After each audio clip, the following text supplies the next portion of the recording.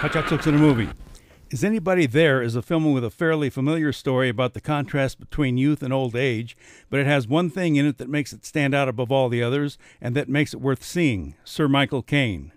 Caine doesn't like to be called Sir, even though he was knighted by Queen Elizabeth in 2000, and he doesn't like to be referred to by his title, which is a Commander of the Order of the British Empire, or CBE.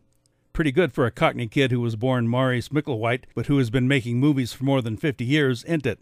Here he plays the Amazing Clarence, a retired magician who checks himself into a residence home for the elderly that is run by a young couple with a 10-year-old son named Edward. Edward isn't happy to meet Clarence at first because Clarence is given Edward's old room, which Edward was hoping he would get back after the previous resident had died in it. In fact, Edward asked his parents, "Can I have my room back now that Arthur's dead?" Edward is fascinated with ghosts and the idea of people dying, and he had put his tape recorder under the bed of his room's previous occupant in order to record the very moment when he died.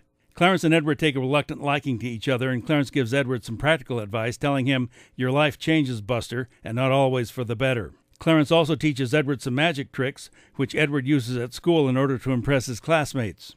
Edward then convinces Clarence to put on a magic show for the residents of the old folks' home, and despite some polite resistance at first, Clarence is eager to perform, but to say that one of his tricks ends not quite how he planned it would be a major understatement. Along the way, both Clarence and Edward help each other out in their respective troubling times, and you will probably predict how you think the story is going to end, but you could also be very wrong. You will also never forget who's appearing in the film and what a privilege that is.